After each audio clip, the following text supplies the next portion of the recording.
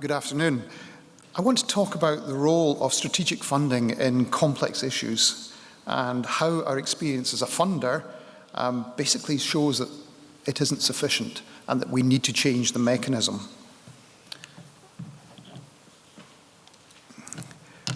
As a funder, we encounter effectively three different types of problems. David Snowden, in his analysis of problems, says that there's three types. There's simple, there's complicated, and there's complex.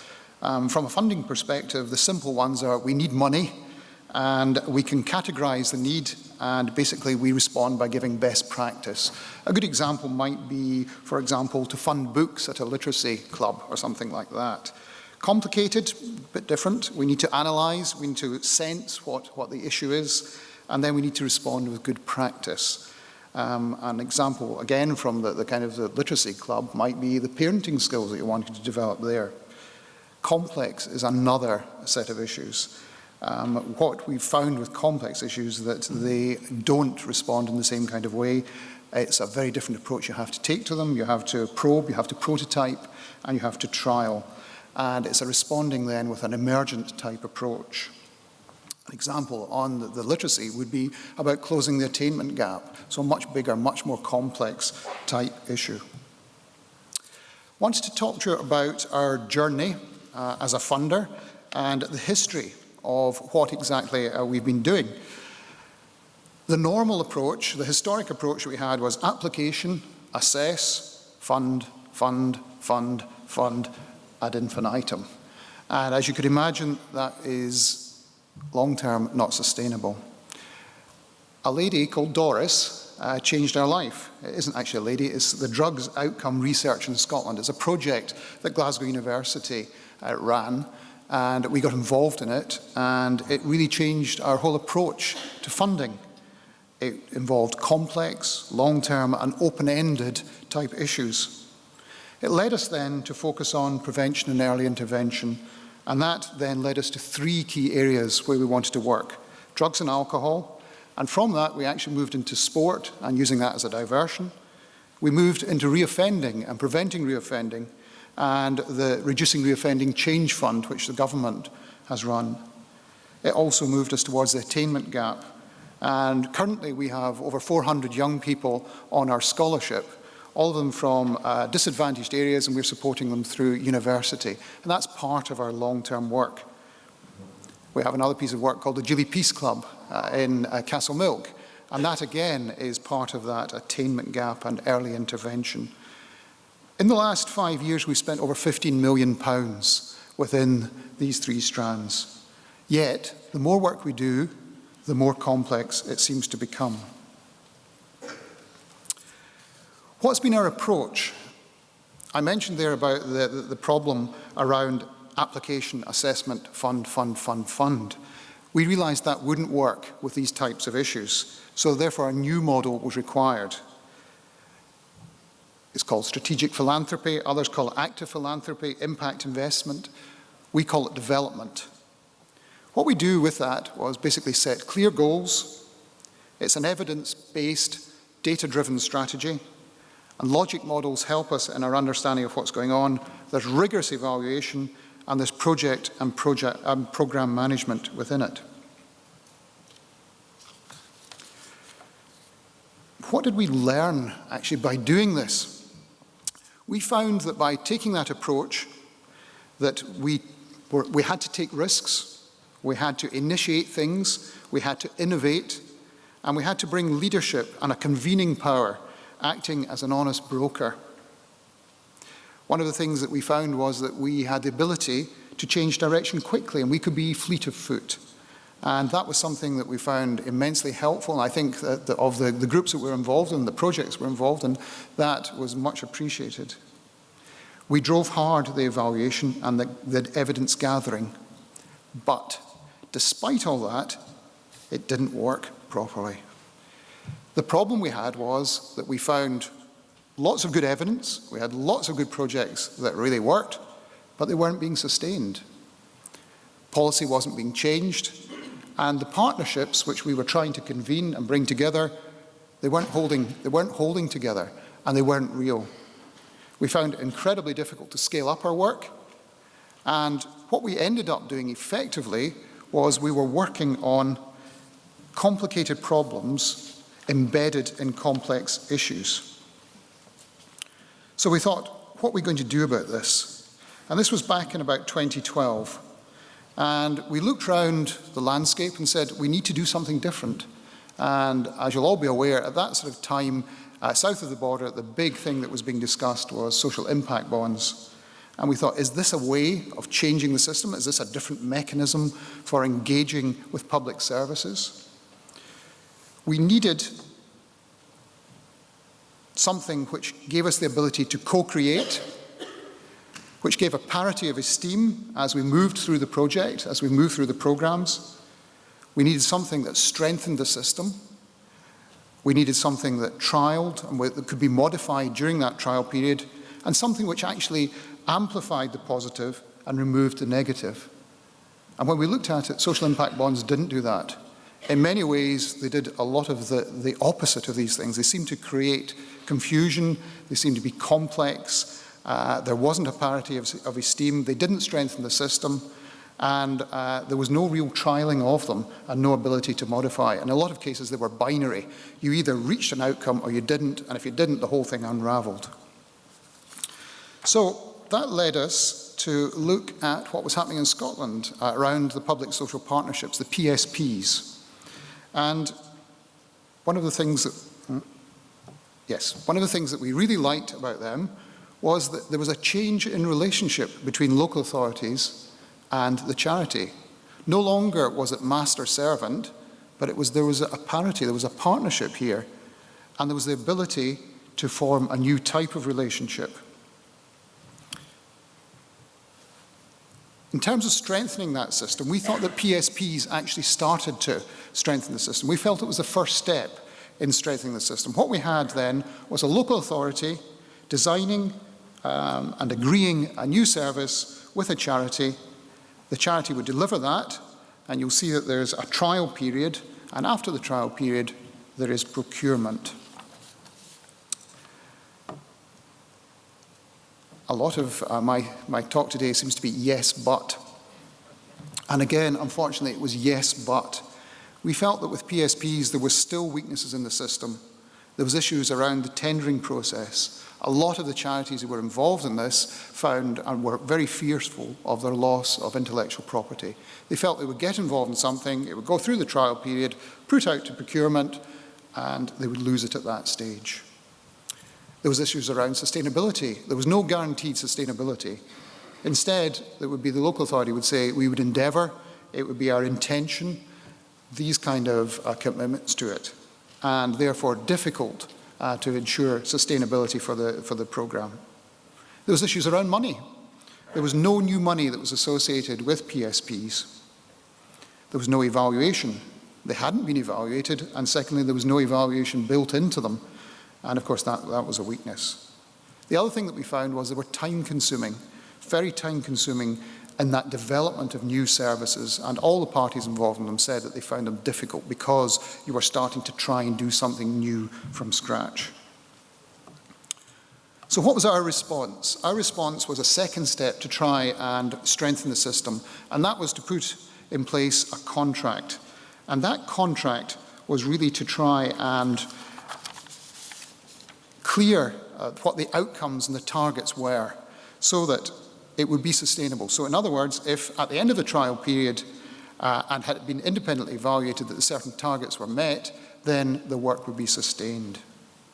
We tried to develop a legal framework, and our good friends at Dundee, we worked with them on this, and what we did was we developed a legal light framework. So it wasn't a heavy-duty legal framework, but it was something which could form the basis of a contract and which would give a bit of certainty to the partners within this, particularly for the charity who was involved in this.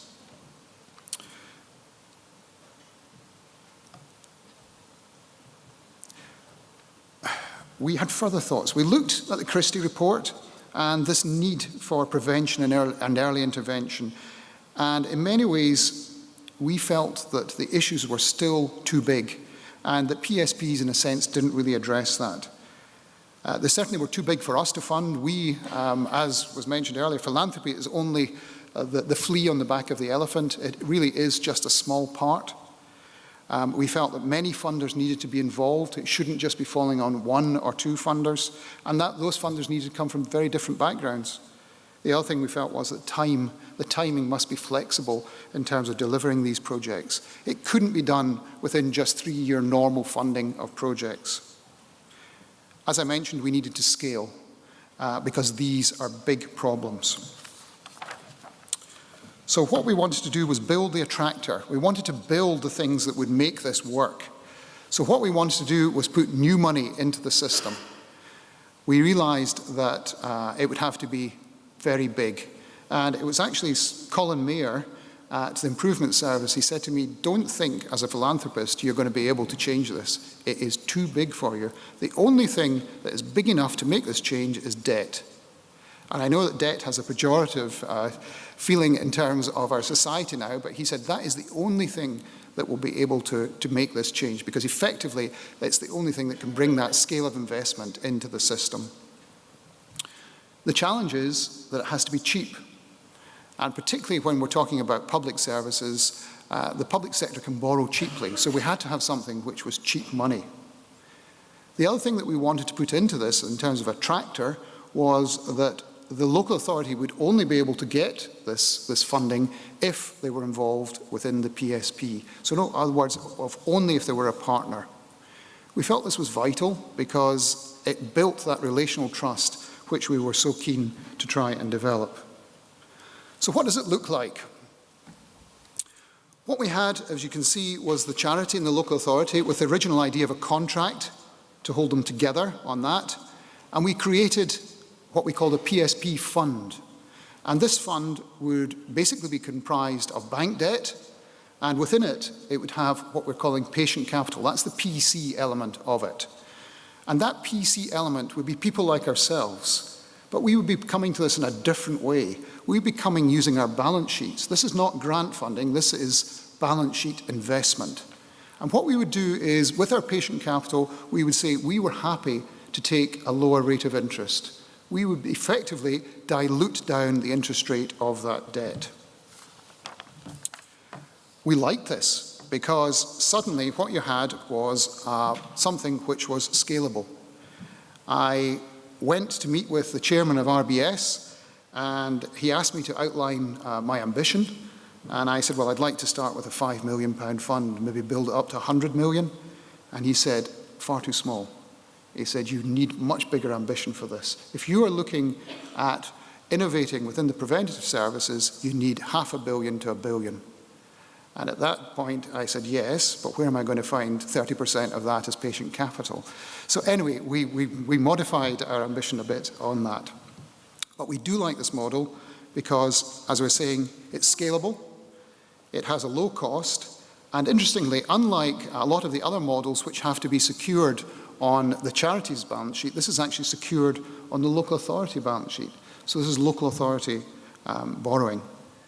In terms of procurement, what we had worked on was an idea where you procure the whole service, so the trial, the funding and the delivery, and you do that at the beginning, not at the end of the trial. The other thing about this model is that it pushes the identification of the savings onto the local authority because they're best placed to be able to identify these. Not like in a social impact bond where it's an intermediary who's effectively trying to decide if the savings have been met. We liked it because also it's new money in the system, and it's for new preventative early intervention services. While at the same time, and this is the important part of it, continuing the reactive services that we must supply. We can't stop and then start. We have to continue and do both. So as an attractor, our money comes from our balance sheet. And the nice thing about this is we don't have to then think about giving lots of awards. We effectively give one large award and the money circulates. Because what happens is, as the money is lent and the savings are generated, the loan is repaid and comes back into the fund.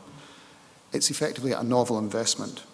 As I mentioned, it generates a very low interest rate. For example, at 2.5%, it dilutes it down to about 1.75. Importantly, there's no government money in this model. We encountered lots of issues about state aid when we did ask for government money, and we found that actually it's much easier, and this model will work without state aid.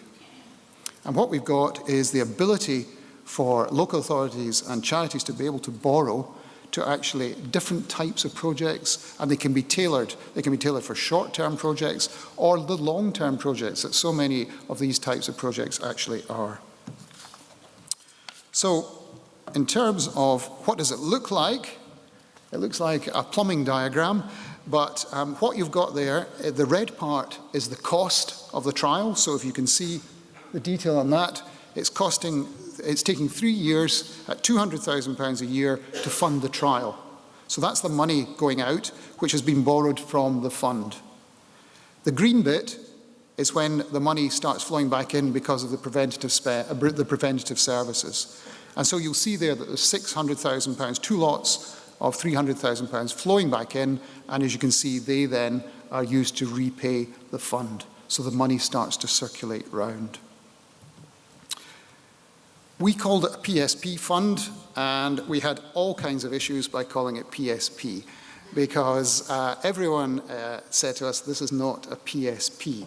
So we came up with a different name. We call it social bridging finance, and I think in some ways that's a good analogy, because if you were having 2 houses, you need bridging finance as you move from one house to the other.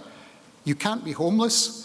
You have to have one house and then have the other house at the same time, and you have to have bridging finance. And it's the same with these kind of services. You have to keep running existing services while you start the new ones. And this money basically provides the mechanism for doing that. We think that it's innovative. We think that it's absolutely strategic philanthropy in action. We are now at the stage where we're about to commence a trial with the Scottish Government. And within that trial, what we will do is we will innovate, we will take risks, and we will help in terms of process by convening as well. It's low cost, and unlike some of the social impact bonds which you've heard, which are costing upwards of 15 to 20%, this should be coming in under 2% cost to the local authority in terms of the cost of money. It's simple, it's straightforward, and we think that it helps to create an environment to solve complex problems. So, in conclusion, is there a role for strategic philanthropy?